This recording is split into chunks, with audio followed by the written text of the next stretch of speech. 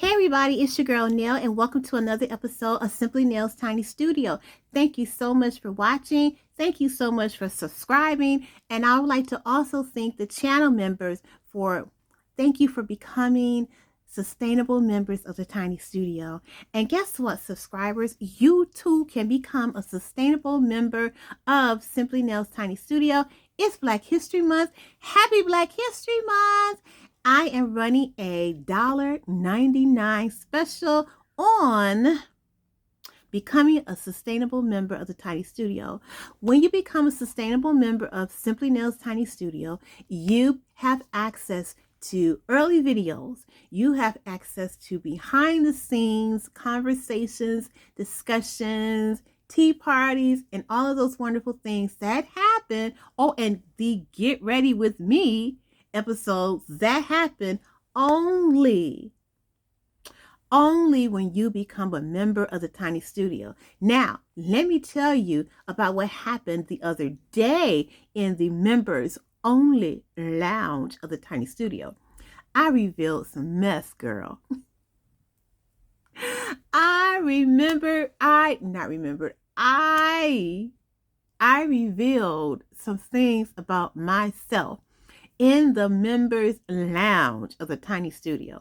But you are not going to know what those things are if you do not become a sustainable member of the Tiny Studio. So please consider doing that. And as I said before, happy Black History Month, child. Happy Black History Month. Listen, the Black History Month book of the week that I believe that you should have on your shelf today and right now is The Miseducation of the Negro by Dr. Carter G. Woodson, who is the father of Black History Month. Actually, he was the one that instituted Negro History Week, Negro History Day and Negro History Week. Here's a picture of our ancestor, Dr. Carter G. Woodson. He calls himself a historian, author, and educator. So please, this book is a must-have book that should be on your bookshelves. Black History Month and every month of the year. We're going to make this year the blackest year ever. Right? Right. Now listen, speaking about black, Roger Goodell, the commissioner of the NFL, also known as the National Football League, told us this week that he will not be ending the DEI programs established, diversity, equity, and inclusion programs established at the NFL. He said he will not be doing that. But what will be happening is that the End of Racism logo or statement that is placed in the infields of the of stadiums, NFL stadiums across the country, that's going to be removed. You will not see that when the Chiefs meet the Eagles on Sunday for the Super Bowl. You won't see that statement in End Racism on the infield. You will not see it. What will be stenciled there in the end zone in its place will be choose love and it takes all of us. Now,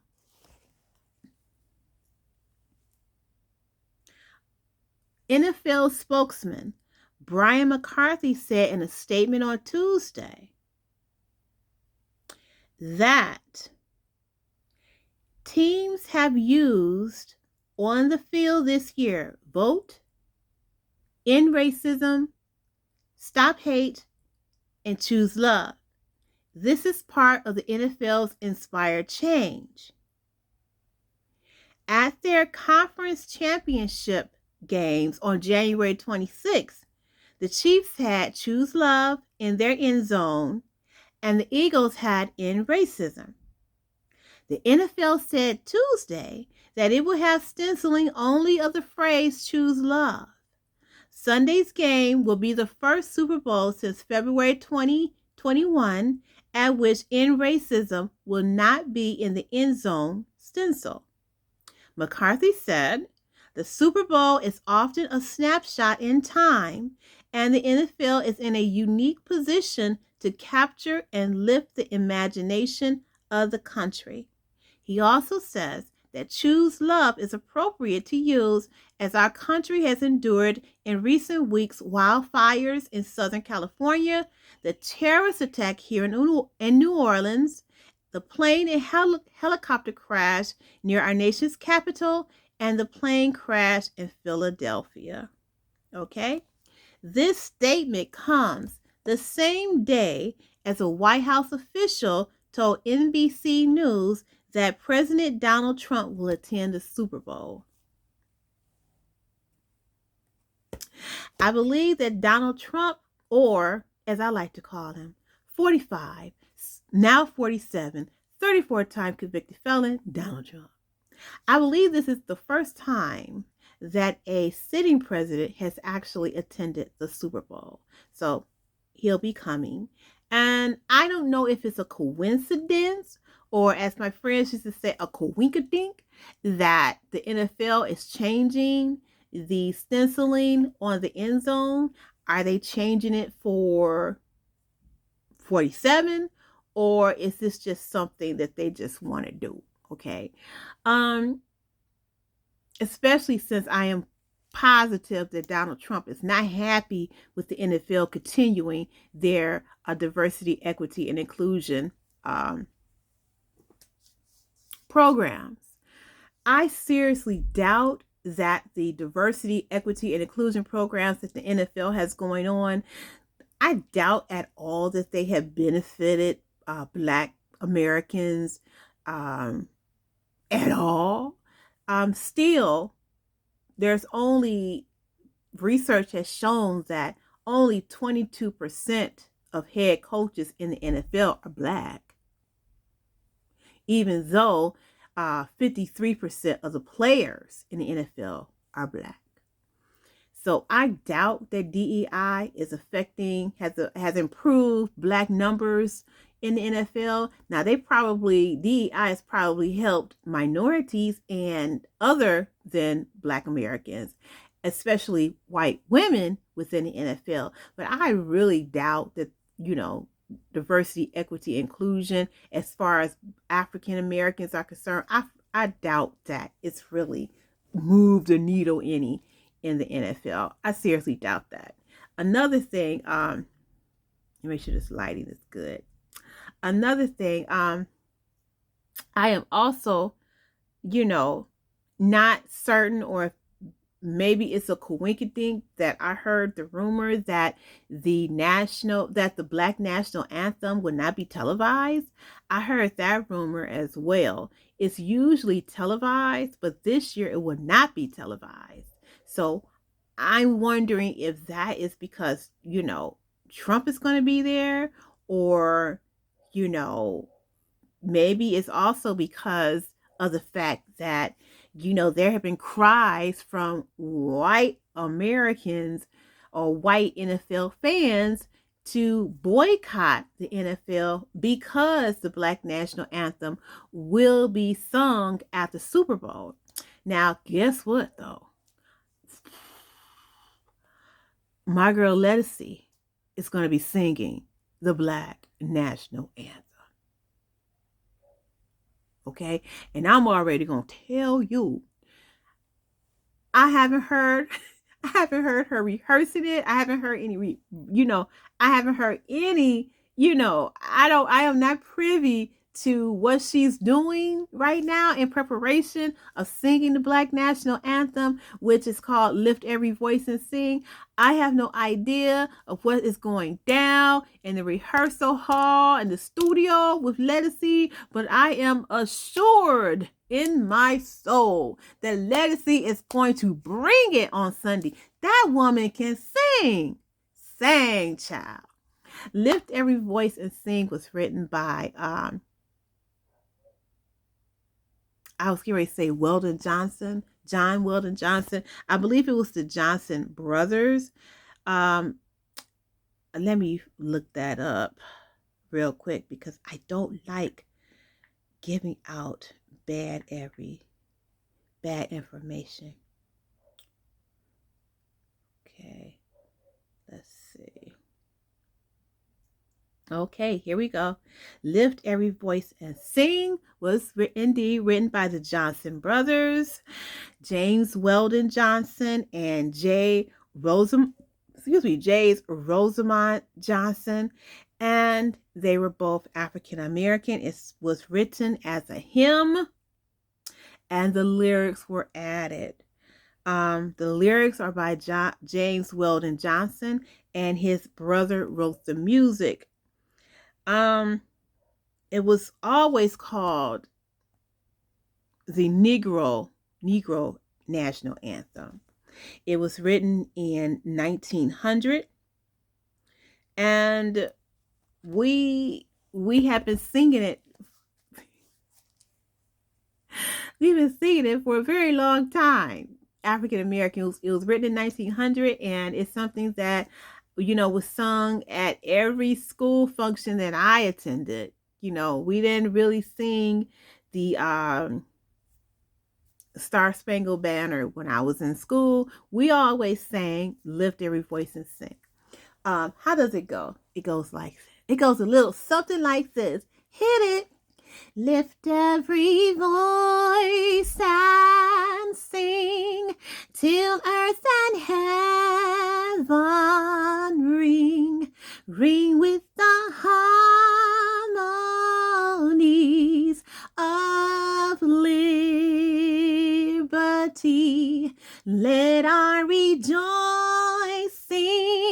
rise high as the listening skies. Let it resound loud as a rolling seas.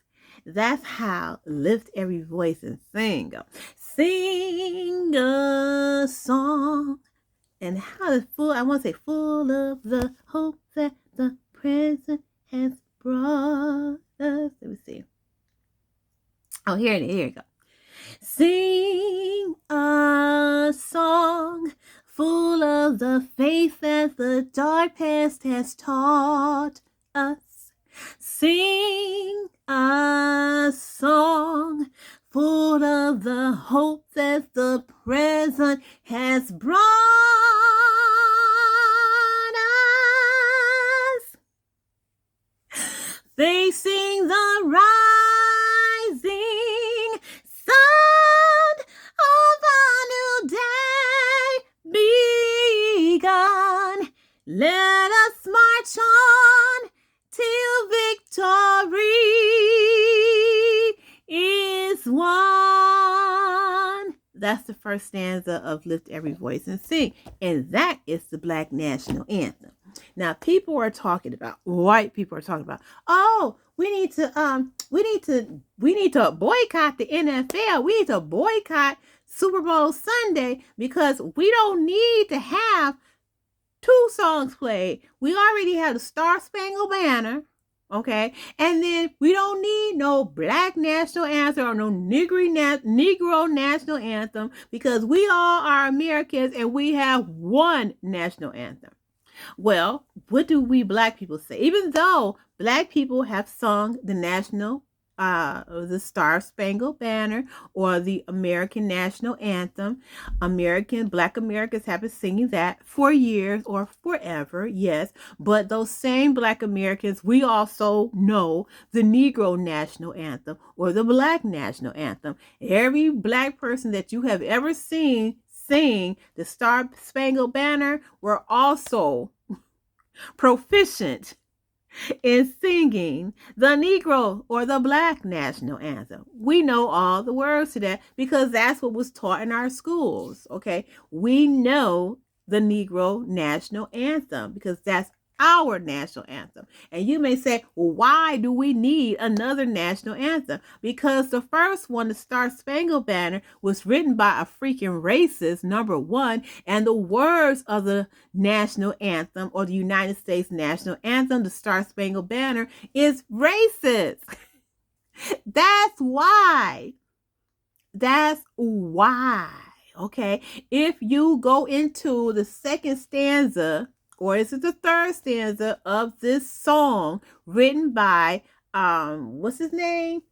Francis Scott Key, who was a lawyer, okay, a lawyer, inside the song, which is really a poem, he talks about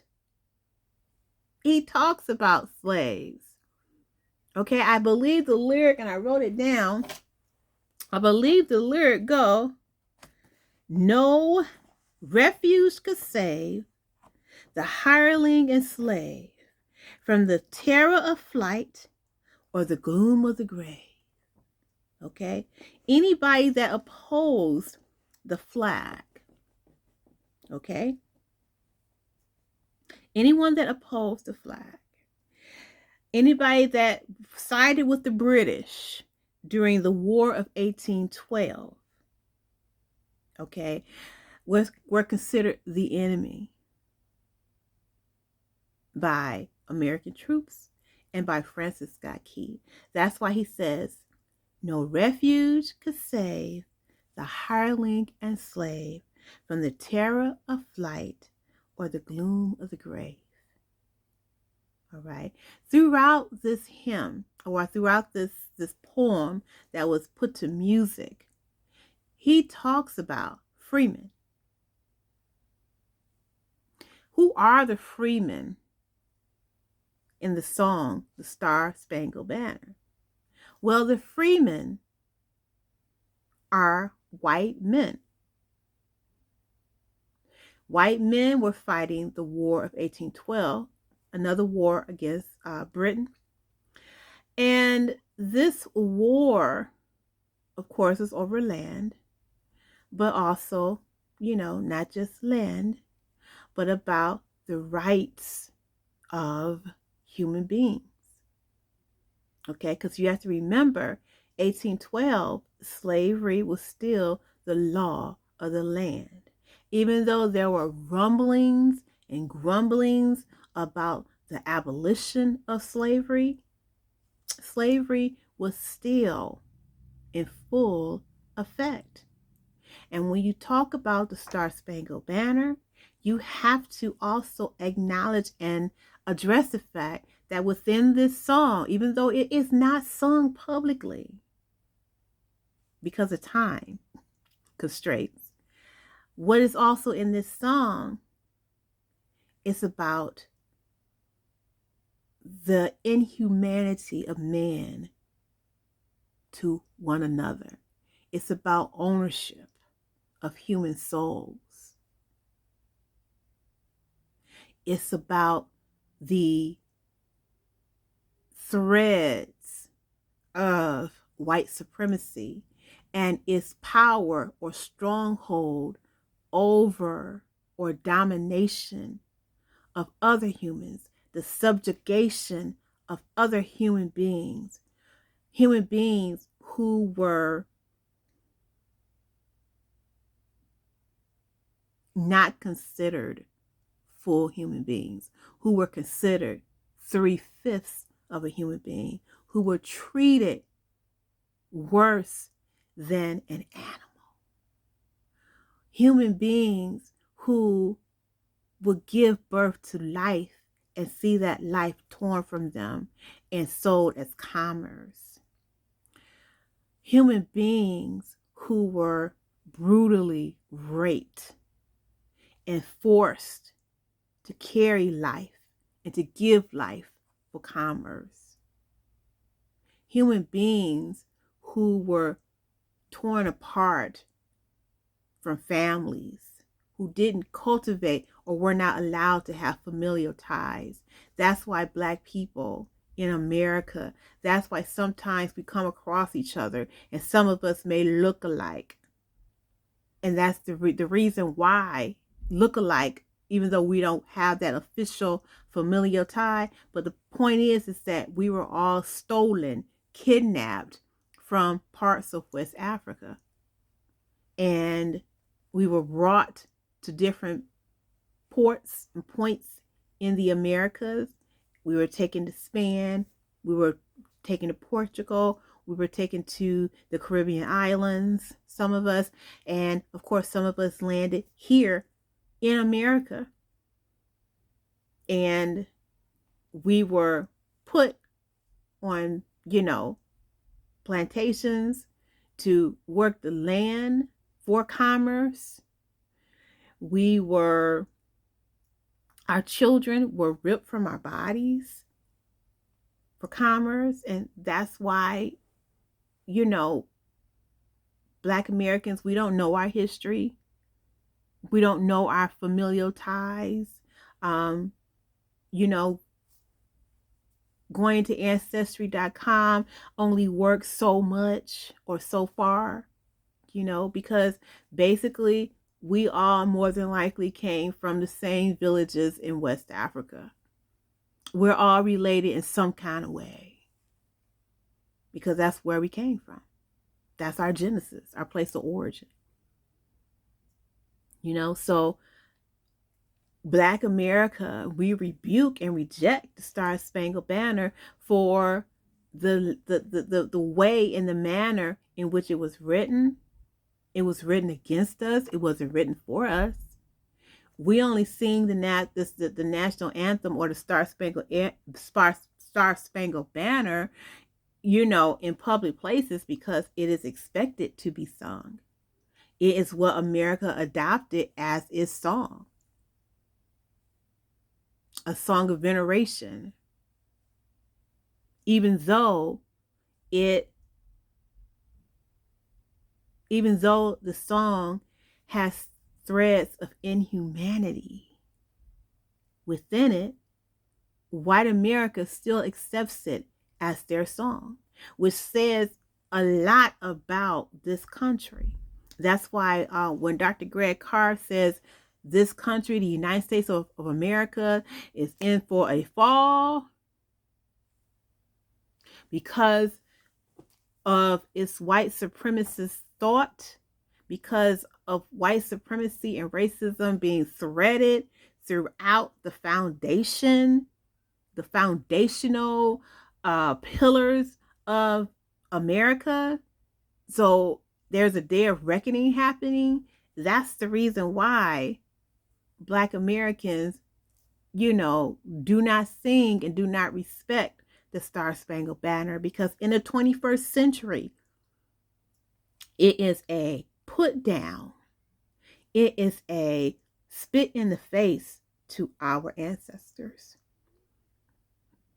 With the NFL being 53% Black, it's only understandable and very necessary that we sing, or that the Black National Anthem of Lift Every Voice and Sing is sung.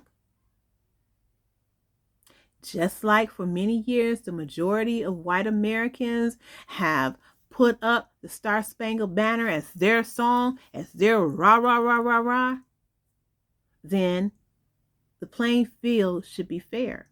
We should be able to put up our song and rah, rah, rah, rah to that. Did I already mention that 53% of NFL players are African American? What a slap in the face, a spit in the face to sing a song about killing slaves and seeing them terrorized and put in their graves because they want freedom from slavery. They want to not be treated as 3/5 of a human, but with the same rights and have the same dignity as white people. I don't get it. But then again, I do. Then again, I do. Remember last year when Megyn Kelly and other people were up talking about, we only need one national anthem. One national anthem is recognized. No, ho. No. Black Americans, we have our national anthem too, because yours sucks. Ours is patriotic. Our national anthem is the stuff of patriots. Our national anthem, the Negro national anthem, the Black national anthem, is an anthem of overcoming, of strength, valiance, power, triumph over adversity. That's what the Black National Anthem is about. And if you, Megyn Kelly, and other people who want to boycott the NFL because my girl Ledisi is going to be singing it on Sunday, you want to boycott the NFL because a song will be sung about overcoming adversity, about triumph, about beating oppression, about being strong and being valiant and patriotic is going to be sung. Well, then boycott them. We don't care. Bump you too. We don't care, because Black people are going to be singing the National Black Anthem until we're gonna be singing it forever, child. I'll sing it right now. Lift every voice and sing till earth and heaven ring, ring with the harmonies of liberty. Let our rejoicing rise high as the listening skies. Let it resound loud as the rolling seas. Now, isn't that a patriotic song? Wasn't that patriotic? Yes, it is. Yes, it is. And people who say that is not, and that we need to continue to sing the Star Spangled Banner, you know what? You suck. You suck, and you're a freaking racist. Okay? Let me just put it to you like this. You're a fucking racist. And like the great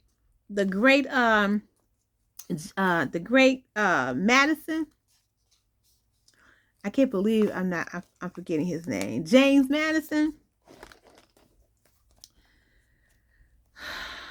You know what? My brain is not working. Menopause is killing me. Menopause is killing me.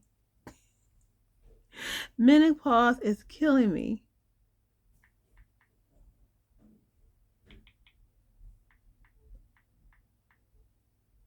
Let me make sure I say his name correctly. And that is not his name. That is not his name. I'm not even going to look it up right now. I'm going to figure it out very soon. But as the late, great journalist, Mr. Madison, once said, he asked a question. He said, what are you going to do about it? What are you going to do about it? You upset about things happening in the world today. He said, you're upset about injustices. You're upset about racism. You're upset about all of these things. Well, what are you going to do about it? And what I'm going to do about it is I'm going to keep singing. I'm going to sing, lift every voice and sing until I can't sing no more, child. And when I can't sing no more, I'll be writing it down.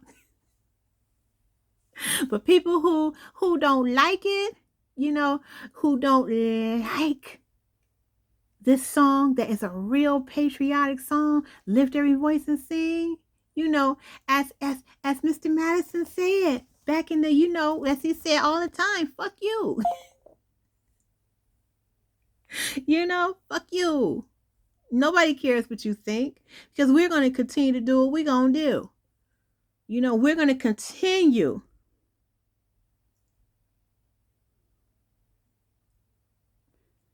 We're going to continue to be proud of our heritage. Joe Madison. When I kept saying, to you racists who don't like, who want to put down the Black National Anthem, fuck you, that is in tribute to Joe Madison. Because whenever he would be on his radio show and he would curse like that, there would be a sound effect in the background that would say, cha-ching! Because every time he would curse, that would be money he would have to put into the curse jar. And the money accumulated from the curse jar, he would give to different Black organizations. Okay? So when I said, fuck you, cha-ching! That's in homage to the late, great Joe Madison. May he continue to sleep in peace and sleep in power. Okay, because he is now an ancestor, and everything that I do on this channel that's outside of crocheting and rehabbing vintage bags, and the other things that I do on this channel artistically. Whenever I talk about what's going on in culture today, what's going on in society, that is a hearkening to the ancestor Joe Madison. And his big thing was, well, what are you going to do about it? And every time I see something, some type of injustice, I see something going on that I don't like, his voice is in my mind. Well, you know what, Neil, what are you going to do about it? And so what I'm going to do about it is I'm going to talk about it. I'm going to shed some light to it. I'm going to educate.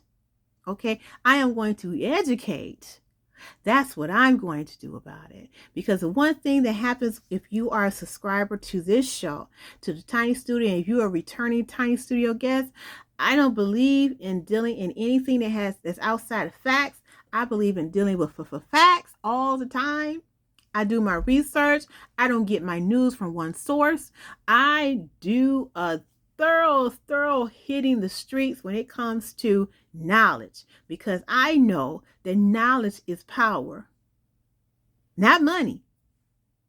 Because you can have all the money in the world, but if you don't have the knowledge to go with it, shoot, that money gonna leave you. What is that? A fool and his money soon part? Gotta have the smarts. So that is the end of this episode of Simply Nell's Tiny Studio. Thank you so much for hanging out with me. If you have not already subscribed to the channel, please go ahead and do so. Not only that, think about becoming a sustainable member of the channel. And if you enjoy, you're going to be enjoying the Super Bowl game on Sunday. Let me know what your thoughts are about the Black National Anthem, Lift Every Voice and Sing, and the Star Spangled Banner. I really hate the fact that Ledisi's performance is not going to be televised, because that's my girl and she can throw down. And not being televised, oh my God, what a disservice that is to the globe, because Ledisi can jam. She is going to tear the stuffing out of Lift Every Voice and Sing. I already know it. I feel it. So I'm going to get out of here and do your research. It's all I can say about stuff. I mean, just because it's a tradition doesn't mean it's a good one. You know what I'm saying? Just because your mother or your grandmother or your great-grandmother used to whoop people with extension cords and stuff, and you claim that you came out okay, doesn't mean that it's right. Doesn't mean that it was right. And it doesn't mean that you should visit that type of behavior upon your children or grandchildren. You know what I'm saying? I mean, tradition has its place, but if it's dysfunctional and fucked up, cha-ching! If it's like that, you need to get rid of it. You know what I'm saying? So I am going to hop off the line here. These camera lights and studio lights is making me hot. I'm thirsty. I think this is going to be a job for some natural Kool-Aid.